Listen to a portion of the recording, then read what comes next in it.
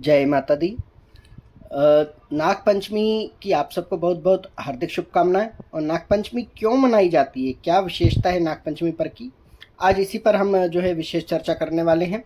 शायद आप लोग कुछ विषय ऐसे हों जो हमारे द्वारा छूट जाए तो आप बताइए, और जो आपके द्वारा छूट गए हों कहीं देखने सुनने में, वो आप यहाँ देख सकते हैं।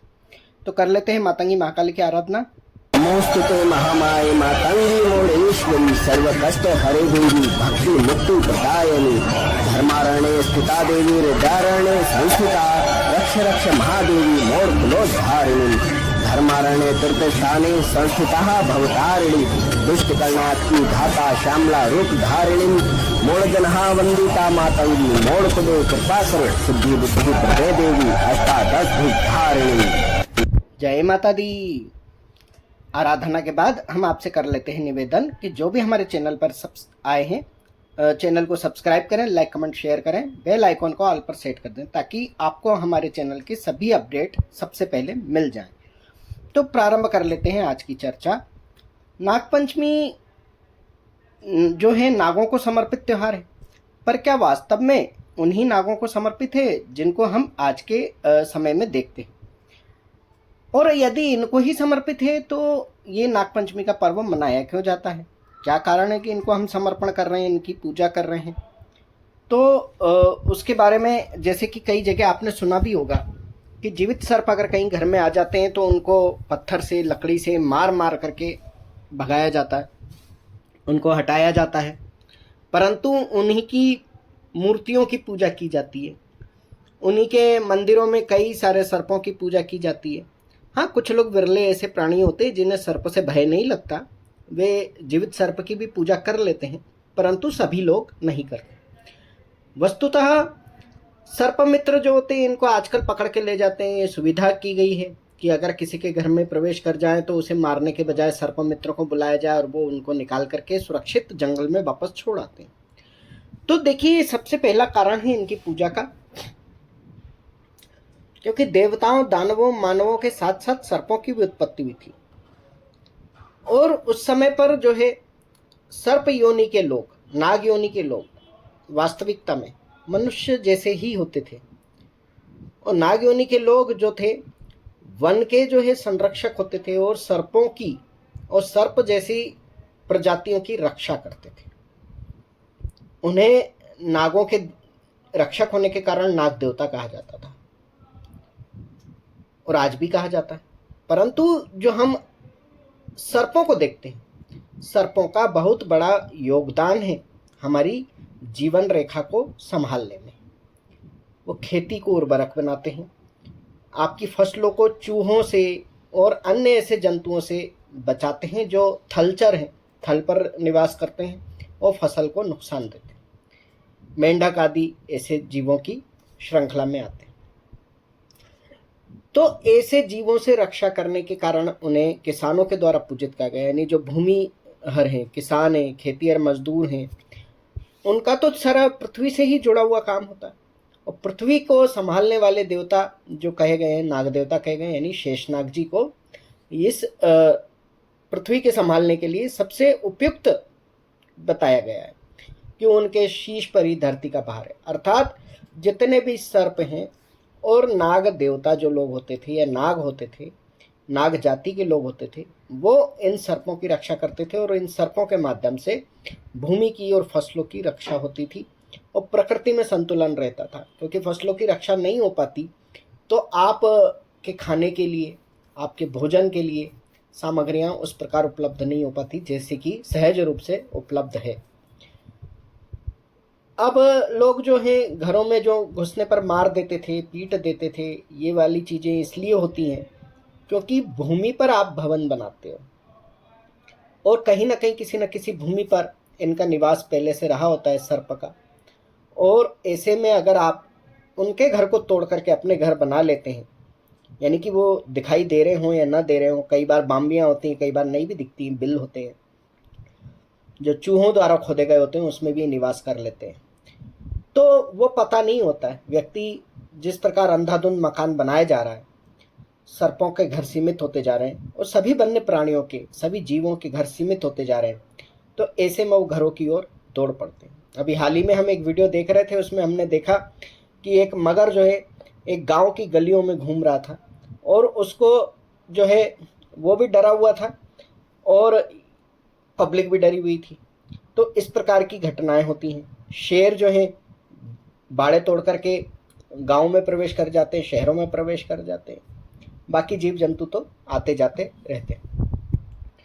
तो इसी प्रकार से सर्प जो हैं कब आपके घरों में प्रवेश इसीलिए कर पाते हैं क्योंकि आप उस जगह पर अपना भवन बना चुके हो। उनके रहने की या उनके निवास की जगह कम होती जा रही है, सीमित होती जा रही है। दूसरी बात, इसकी कथा जो है श्री कृष्ण जी के समय से जुड़ी हुई है। शेष जी की तो पूजा करते ही हैं क्योंकि वो विष्णु जी के सहायक हैं, उनकी शैया हैं, उनके मित्र हैं, उनके भाई हैं और एक तरीके से कहा जाए तो उन्हीं का अवतार स्वरूप भी है। तो उनकी पूजा होना तो स्वाभाविक है। परंतु कृष्ण जी के ज़माने में हुआ ये था कि कालिया नाग जो था यमुना में निवास करता था। किसी श्राप के कारण वो यमुना जी में ही रहता था, कहीं और जाता नहीं था। तब श्री कृष्ण जी बाल्यकाल में यमुना जी में कूद गए और उसके ऊपर नृत्य करते हुए उसे जाने का आदेश दिया, उसे दंड दिया। और कृष्ण जी के चरणों की जो छाप उसके मस्तक पर थी, तो उसे कहा गया कि अब तुम्हें कोई सताएगा नहीं, तुम किसी को नहीं सताओगे और तुम जहां भी रहोगे मेरे चरण कमलों की छाप देख करके लोग तुम्हारी पूजा करेंगे, तुमसे दूर रहेंगे, तुम्हें कोई तंग नहीं करेगा। कालिया नाग जो है यमुना जी को छोड़ करके चला जाता है और तब से ही कहा जाता है कि नागपंचमी की पूजा पर नागों की पूजा की जाती है। कई तरह की बातें हैं, भ्रांतियां हैं, कई तरह की सच्चाइयां भी हैं। जैसे नागों को दूध पिलाना, वैज्ञानिक जो है वो मानते हैं कि सांपों को दूध नहीं पिलाना चाहिए, उससे उनकी मृत्यु होती है। और उनको बाद में घर घर ले जा कर के उनकी पूजा करवाना, दिखाना मदारियों के द्वारा और ये सपेरों के द्वारा, ये सब बंद किया गया। परंतु वास्तविकता ये है कि घर के अंदर इनकी पूजा नहीं करना चाहिए। इनकी पूजा मंदिर में करें, शिव मंदिर में जाके करें या जहाँ भी मंदिर हो वहाँ जाके करें। घर में इनको स्थान नहीं देना चाहिए, क्योंकि जब आप इनकी पूजा करते हो, आराधना करते हो, तो इनका आह्वान किया जाता है। और जब आह्वान करते हो और वो अगर आपके घर में प्रवेश कर जाते तब उनको सुरक्षित बाहर निकालने के बजाय अगर आप मारते हो तो महादोष लगता है। कई घटनाएं ऐसी देखी हैं जो वास्तविकता में हुई भी हैं। उनका आह्वान किया जाता है और घर में प्रवेश जब करते हैं जीव रूप में तो उनका वध किया जाता है। तो ये महापाप होता है। इनके वध की बात करना, कहना और सोचना भी महापाप है। ये सर्पदोष या काल सर्पदोष का कारण बनता है। क्या किया जाए? देखिए, आप बाहर पूजा कीजिए, उनकी दूध वूध चढ़ाइए, दूध से नहलाइए, अभिषेक स्नान करवाइए और उनकी पूजा आराधना जो भी आप करते हैं उसमें भोग प्रसाद आदि चढ़ाइए। क्योंकि आप उन्हें देवता मानकर पूज रहे हैं, सर्पों की पूजा तो कर ही रहे हैं, साथ ही साथ नाग जाति की भी पूजा आप करते हैं, उनको याद करते हैं। उस पूजा के माध्यम से नाग स्तोत्र का पाठ करें, नाग रक्षा कवच का पाठ करें, नाग मंत्र का पाठ करें और नागों की माता जो है मनसा देवी है उनका स्मरण जरूर करें।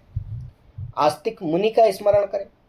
आस्तिक मुनि का स्मरण करने से भय का नाश होता है। सर्प दोष के कारण किसी जन्म में आपने कोई अपराध किया और सर्प द्वारा मृत्यु का अगर योग हो तो वह भी टलता है, उससे आपकी रक्षा होती है, ऐसा कहा जाता है। जन्मेजय के यज्ञ में नागों की आहुति दी जा रही थी। जो परीक्षित जी के नाग द्वारा काट लिए जाने के बाद जब देह अवसान हुआ उनका, तो उनके पुत्र ने घोषणा कर दी थी कि मैं समस्त सर्पों का विनाश कर दूंगा।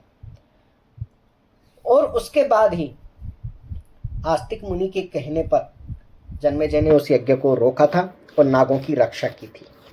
इसीलिए नाग जो है आस्तिक मुनि के नाम का सम्मान करते हैं। सर्प उन्हें डसते नहीं, ऐसा कहा जाता है, या उनकी रक्षा होती है उनसे। ये तो रही सामान्य बातें और घटनाएं जिनके बाद नागपंचमी की पूजा की जाती है, उन्हें सम्मान दिया जाता है, उनसे रक्षा की कामना की जाती है। भगवान भोले के प्रिय होने के साथ ही साथ सावन मास में ही यह पंचमी आती है। और पंचमी तो वैसे ही बहुत ही श्रेष्ठ मानी गई है, क्योंकि इस शुक्ल पक्ष के 9 दिन नवरात्रि ही माने जाते हैं, चाहे वो किसी भी मास में कभी भी आते हैं। और उसमें मध्य में जो पंचमी होती है वो श्रेष्ठ होती है, जागरण की रात होती है। और यदि पूरे पक्ष की देखा जाए तो अष्टमी जो होती है वो मध्य में आती है, इसलिए पंचमी अष्टमी बहुत ही पूजनीय मानी जाती है। इस दिन कई लोग जो है तरकारी को काटते नहीं, अर्थात चाकू नहीं लगाते हैं, कच्चा भोजन नहीं खाते हैं, पका भोजन खाते हैं। कई लोग दाल आदि का सेवन नहीं करते हैं, कई लोग सब्जी को काट कर नहीं खाते हैं। तो ऐसी अवस्था में बहुत से लोग इस प्रकार की सामग्री बनाते हैं, जैसे खीर पूड़ी, हलवा आदि, पक्की रसोई खाते हैं, गुलगुले आदि बनाते हैं, वो खाते हैं, ताकि अधिक से अधिक ऐसी चीज़ों से बचा जा सके जिसमें दालें बनाने की ज़रूरत पड़ती हो या सब्जियों को काटने की ज़रूरत पड़ती हो, धार वाली चीज़ों का उपयोग करना पड़ता हो, वो नहीं करते। इसके पीछे भी कथा आती है कि वन में एक बार जो है कोई फसल काट रहे थे, तो उसके धार से जो है सर्पों की पूँछ में लग गया, कट गई या कुछ हुआ, उसके कारण उन्होंने डसा। और फिर उन्होंने जब उसको पूछा, उपाय किया, समाधान किया, तो बताया गया कि आप पूजा करें, आदि आदि आदि कई सारी चीज़ें हैं। आप जितना पढ़ेंगे, देखेंगे, सुनेंगे, उतना ही इसमें डूबते जाएंगे। लेकिन हम आपको एक वीडियो और बाद में लेकर के आएंगे जो प्रासंगिक भी हो और बहुत अधिक जानकारी से भरा हुआ भी हो।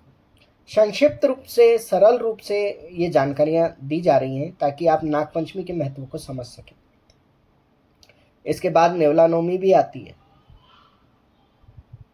जिनको सर्प से भय होता है वो नाग पंचमी पर पूजा करके समाधान तो प्राप्त करते हैं, क्षमा मांगते हैं, लेकिन फिर भी वो नेवला नवमी पर नेवले की भी पूजा करते हैं।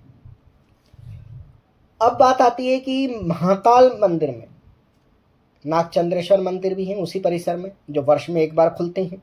वहाँ शिव पार्वती की पूजा की जाती है, साथ ही साथ नागदेव की पूजा की जाती है। वहाँ पर जो है वर्ष में एक बार ही पूजा होती है और एक बार ही मंदिर के पट खुलते हैं, जो आज रात्रि से खुल जाएंगे और कल रात्रि को बंद हो जाएंगे। 24 घंटे दर्शन होते हैं और काफ़ी अथाह भीड़ वहाँ होती है।